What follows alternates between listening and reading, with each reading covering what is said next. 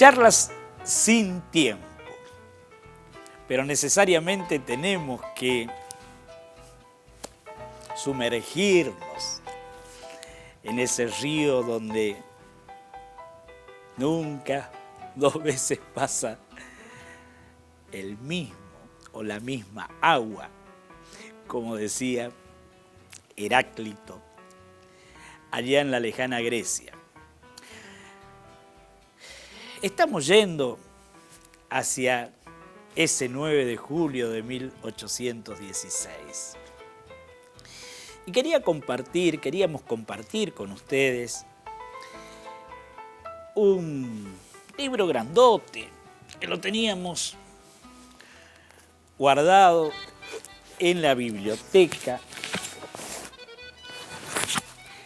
cuyo título es Diario de la Historia Argentina.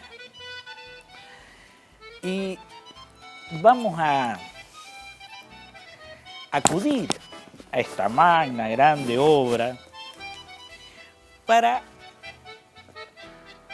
ubicarnos en el tiempo pasado, en este sin tiempo de nuestras charlas, para detener un poquito ese tiempo tan raudo. Y vamos a ubicarnos, por decir así, allá por 1813, 1814, 1815, en los días, en los años previos a la Declaración de la Independencia. Este libro va dando día por día los hechos que ocurrieron en nuestro país, lo que ahora es nuestro país, desde ya lo que ocurría en Europa,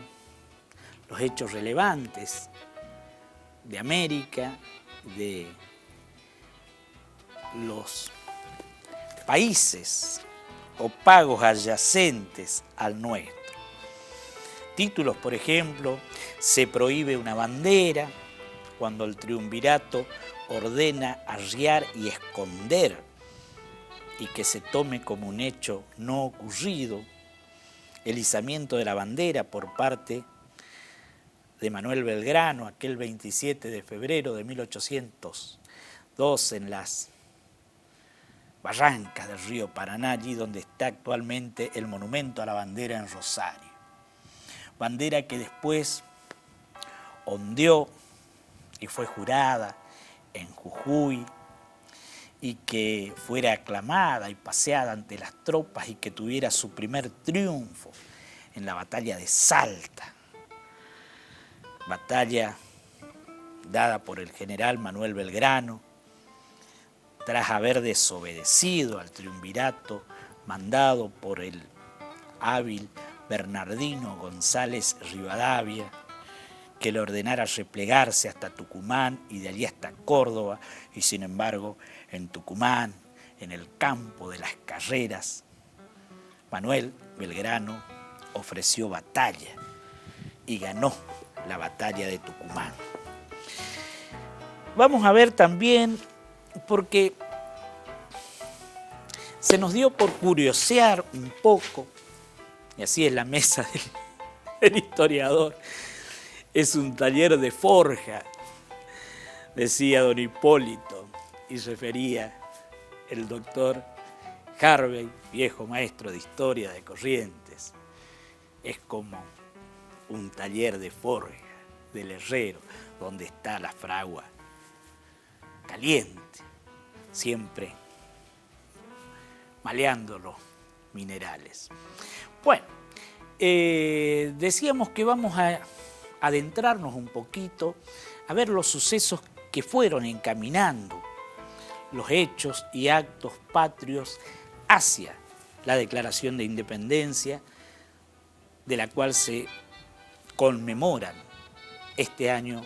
sus primeros 200 años. Y vamos a ver la suerte de ciertos personajes que aparecen en el calendario escolar y de las efemérides como meros nombres. Nombres que a su vez dan nombre a calles, a plazas, a ciudades, pero de los cuales tenemos nada más que esa referencia vaga, una nomenclatura que se pierde. Por ejemplo, si tomamos a Juan José Paso. Juan José Paso fue uno de los patriotas de mayor actuación en el tiempo que le cupo actuar. Nacido en Buenos Aires, hijo de Domingo Paso, panadero, español, vizcaíno, que logró amasar con su panadería una importante fortuna personal y permitió darle a sus hijos estudios que para la época era algo raro, solamente destinado a los que poseían medios suficientes para costearlos. Estudió en Buenos Aires, luego estudió en el Colegio de Montserrat de Córdoba, ese célebre colegio con esa monumental construcción ubicada en las Manzanas de las Luces, allí en la capital cordobesa, en la Docta, donde hasta hace poco se discutía si se daba acceso a las señoritas o no, o seguía siendo un colegio de varones. Allí fue don Juan José Paso, con doble S, que después se popularizó como Paso con una sola S. De allí se fue a trabajar en minas de oro en Lima, Perú, y allá la suerte le fue adversa, por lo cual debió regresar al Buenos Aires. Trabajó como fiscal en la Audiencia de Buenos Aires, que era la especie de superior tribunal o Corte Suprema, si queremos llamar, de la colonia, y de allí se adhirió al partido carlotista, que promocionaban, junto con Belgrano, con Castelli, con los hermanos Rodríguez Peña, a la princesa o a la infanta Carlota Joaquina de Borbón, hija del rey de España Carlos IV y hermana de el también rey de España Fernando VII de Borbón. Esta infanta Carlota Joaquina de Borbón era esposa del rey Juan de Portugal y había recalado en las costas de Brasil, y estando preso su hermano Fernando VII por Napoleón Bonaparte, emperador del imperio francés o imperio napoleónico que había invadido España y Portugal, que lo tenía también preso al padre de ambos, Carlos IV, pretendía doña Carlota Joaquina de Borbón ser reconocida en sus derechos hereditarios y ser nombrada reina. A este partido adhería don Juan José Paso. Después, con la suerte de los acontecimientos, pasó al partido de los criollos, tuvo destacada actuación en el Cabildo Abierto del 22 de mayo de 1810,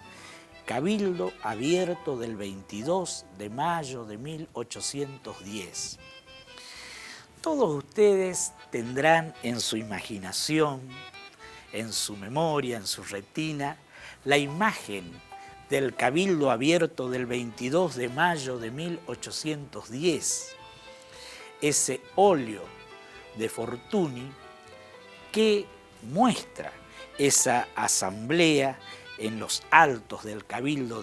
de Buenos Aires, donde la figura que está tomando la palabra en un gesto señalado es Juan José Paso, quien dio la pincelada final que dio por tierra con el mando del virrey Baltasar Hidalgo de Cisneros y que permitió, considerando a Buenos Aires la hermana mayor de las hermanas menores del virreinato, las provincias del interior, que el Cabildo de Buenos Aires fuera encomendado para nombrar una junta que el 25 de mayo finalmente se coronó como la Junta Superior Provisoria Gubernativa del Río de la Plata, conocida por todos nosotros como nuestra primera Junta de Gobierno Patrio. Y ese Juan José Paso, que nuestra retina ve en esa imagen del Cabildo pintada por Fortuny, después formó parte de los sucesivos gobiernos patrios en forma permanente. Fíjense ustedes que a la primera junta sucedió la llamada Junta Grande, Paso se mantuvo. Luego esa Junta Grande nombra un primer triunvirato o gobierno de tres para manejar el poder ejecutivo en nuestro incipiente país. Y de ese primer triunvirato formó parte Juan José Paso. Ese primer triunvirato fue obligado a renunciar por un motín o una rebelión, de la cual formó parte en octubre de 1812 José Francisco de San Martín, junto con Carlos María de Alvear, junto con Bernardo de Monteagudo, junto con Sapiola, comenzando la actividad de la Logia Lautaro, la Sociedad Patriótica, y dio lugar a un segundo triunvirato. En ese segundo triunvirato también aparece la figura de Juan José Paso. Ese segundo triunvirato, a su vez, convoca a la soberana Asamblea General Constituyente de 1813, que todos ustedes tienen presente en la moneda, que tiene el sello de la soberana Asamblea del año 13 con el sol flamígero indígena y donde dice las Provincias Unidas del Río de la Plata. Allí también actuó Juan José Paso. Allí lo estamos viendo en la gráfica, en ese óleo que referíamos del pintor Fortuny, y el que está con el capote hablando en el medio de la asamblea es justamente Juan José Paso. El obispo de Buenos Aires es quien está sentado en el solio o en su poltrona y el que se opuso férreamente a la intención de los criollos. Bueno, pero Juan José Paso, como dijimos, formó parte de la primera junta, de la Junta Grande, del primer triunvirato, del segundo triunvirato, y en el Congreso de Tucumán o al Congreso de Tucumán fue enviado como diputado por Buenos Aires junto con Tomás Manuel de Anchorena, junto con Gascón y otros célebres hombres de la ciudad y puerto de Buenos Aires. Y en el Congreso de Tucumán ofició de secretario también y tuvo el alto honor de leer el acta de la Declaración de la Independencia el 9 de julio de 1816. Y siguió actuando Juan José Paso. Vivió hasta 1833, fue uno de los más longevos miembros de esa primer junta o esa oleada de padres de la patria que dieran nacimiento a nuestro país. Tuvo una importante misión que muchas veces olvidamos, porque fue el encargado de llevar la palabra de la Revolución de Mayo y la invitación de la adhesión a la Junta de Buenos Aires a Montevideo,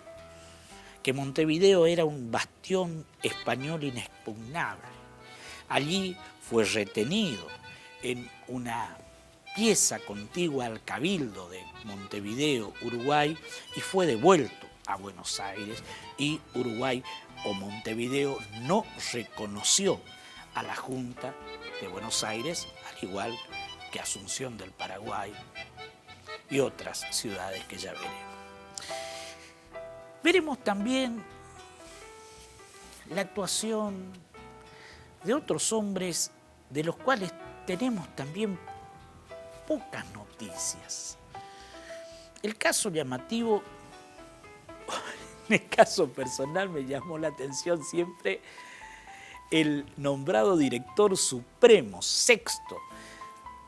ciudadano nombrado con este título en las Provincias Unidas del Río de la Plata o Provincias Unidas del Sud o en América del Sud, como se les llamó en el Congreso de Tucumán,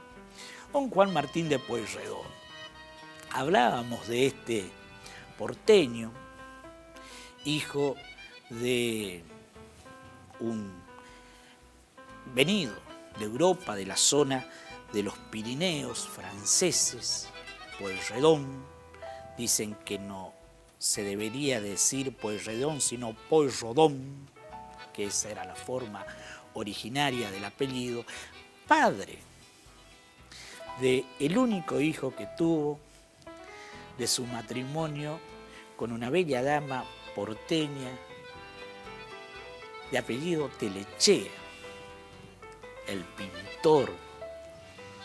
Prilidiano Pueyrredón, nacido recién en 1823, después de la vasta actuación de este prohombre, Juan Martín de Pueyrredón, que tuvo desde ya una actuación basada en sus principios liberales, porteñista, unitario, que es cierto, coadyuvó a la invasión portuguesa a la banda oriental del Uruguay, haciendo una tenaza sobre las fuerzas artiguistas y sobre la actuación del caudillo oriental José Gervasio de Artigas. Por eso es llamativa su actuación. Don Juan Martín de Pueyrredón había actuado y fue héroe durante las invasiones inglesas. Él fue quien levantó de su propio peculio el regimiento de húsares, fue jefe del regimiento de húsares de Buenos Aires y fue vencido por los ingleses en Perdriel o en los campos de Perdriel y después se alistó junto con la invasión desde el Uruguay comandada por Santiago de Liniers y se batió heroicamente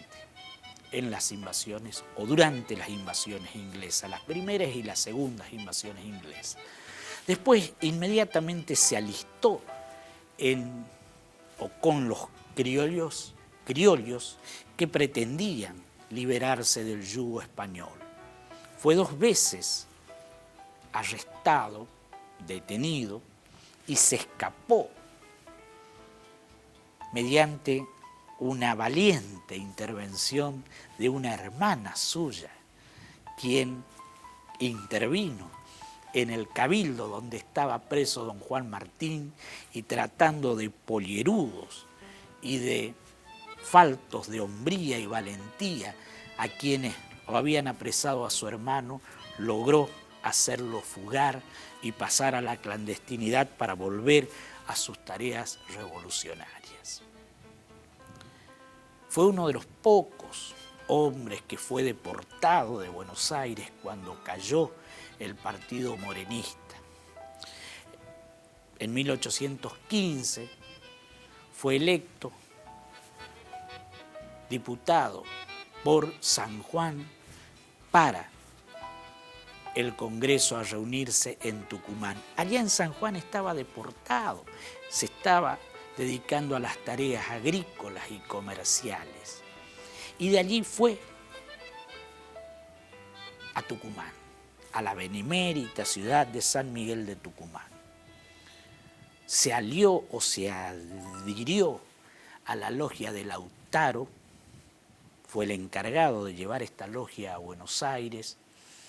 porque él fue nombrado director supremo de las Provincias Unidas del Río de la Plata por el Congreso de Tucumán e inmediatamente debió trasladarse a Buenos Aires a hacerse efectivo en el cargo y desde allí dirigir la guerra de la independencia. Fue quien se entrevistó por 2 días con San Martín, que vino en secreto desde Mendoza, y desde allí surgió el compromiso que se cumplió a rajatablas de apoyar la empresa sanmartiniana de la preparación del ejército de los Andes, con epicentro en Mendoza, para traspasar la cordillera y desde allí atacar al centro realista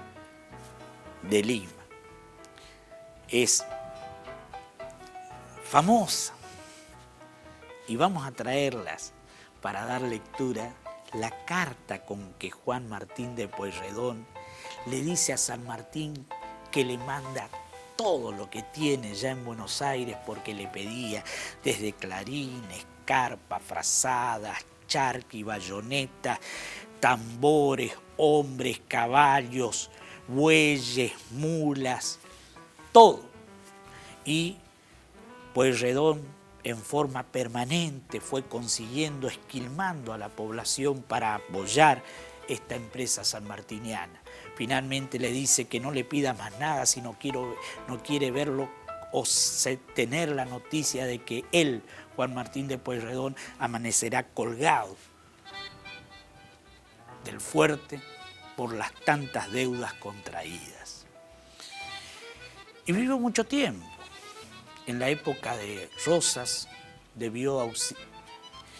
exiliarse en Montevideo, estuvo en Francia, estuvo en Brasil y fallece el mismo año que San Martín, en 1850. Había nacido en Buenos Aires en 1777, un año antes que José Francisco de San Martín. Y hay algo que la historia no refiere o que quizá esté en algún claroscuro de la misma. ¿Por qué estos 2 hombres que tanto hicieron por la independencia argentina, con el tiempo se separaron? Problemas de la logia, problemas personales, queda en el tintero. También vamos a referir cómo fueron los festejos, porque vimos las bebidas que se consumían o que se sorbían en la época colonial. Vamos a ver esa bonita dama que fue la prenda o de quien se prendó y quien prendó a el único que fue con carroza o con un coche digno de admiración y de envidia por todos los tucumanos, porque solo se accedía en carretas a Tucumán, solo se podía llegar a caballo, solo se podía llegar a lomo de mula, por la intransitabilidad de los caminos que ni existían como tales. Pero quien llegó sí en un carruaje que paseaba como quien pasea un 0 kilómetro 4x4 hoy, fue Manuel del Sagrado Corazón de Jesús Belgrano, quien se prendó en el baile del 10 de julio de 1816 en festejos por la declaración de la independencia de Dolores Elguero y Liendo. Vamos a ver en estas charlas sin tiempo estas anécdotas atemporales.